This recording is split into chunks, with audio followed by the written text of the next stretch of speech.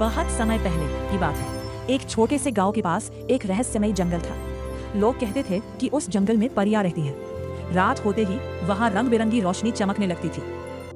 गांव में एक 10 साल की प्यारी लड़की रहती थी जिसका नाम था रिया। रिया को कहानियां सुनना और नई जगहों पर घूमना बहुत पसंद था। चुपके से घर से निकली और जंगल की तरफ चल पड़ी। जंगल के अंदर जाते ही उसे चारों तरफ चमकती तितलियां और सुनहरी रोशनी दिखाई देने लगी। अचानक हवा तेज चली और पेड़ों के पीछे से एक प्यारी सी परी बाहर आई। उस परी के लंबे सुनहरे बाल थे और उसके पंख इंद्रधनुष की तरह चमक रहे थे। परी ने मुस्कुराकर कहा, डरो मत रिया, मैं परी लोक की राजकुमारी एलेना हूँ। रिया आश्चर्य से बोली, तुम सच में परी हो? एलेना हंस पड़ी, हाँ, और हमें तुम्हारी मदद चाहिए। रिया ने पूछा, मेरी मदद चाहिए? लेकिन मैं क्या कर सकती हूँ?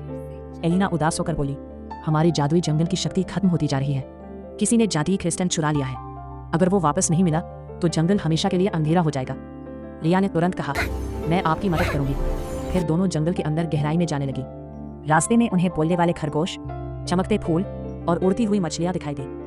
थोड़ी दूर जाने पर उन्हें एक पुरानी गुफा मिली। गुफा के अंदर अंधेरा था और अजीब आवाजें आ रही थीं। रिया थोड़ी डर गई, लेकिन एलिना ने उसका हाथ पकड़कर कहा, सच्चे दिल वालों को कभी डरना नहीं चाहिए। दोनों धीरे धीरे गुफा के अंदर पहुंची। वहां एक बड़ा काला जादूगर बैठा था। उसके हाथ में वही जादुई क्रिस्टल था। जादूगर जोर से हंसते हुए बोला, अब ये जंगल हमेशा अंधेरे में रहेगा। रिया ने हिम्मत करके कहा, जादू कभी बुराई के लिए इस्तेमाल नहीं करना चाहिए। जादूगर गुस्से में आ गया और उसने जादुई शक्ति से हमला किया। तभी रिया को दादी की बात याद आई, अच्छाई की ताकत सबसे बड़ी है। रिया ने पास पड़े चमकते फूल को। अचानक उस फूल से तेज रोशनी निकली और पूरा गुफा चमक उठा। जादूगर की काली शक्ति कमजोर पड़ने लगी।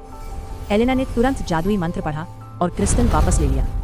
जैसे ही क्रिस्टल अपनी जगह पर रखा गया, पूरा जंगल फिर से चमकने लगा।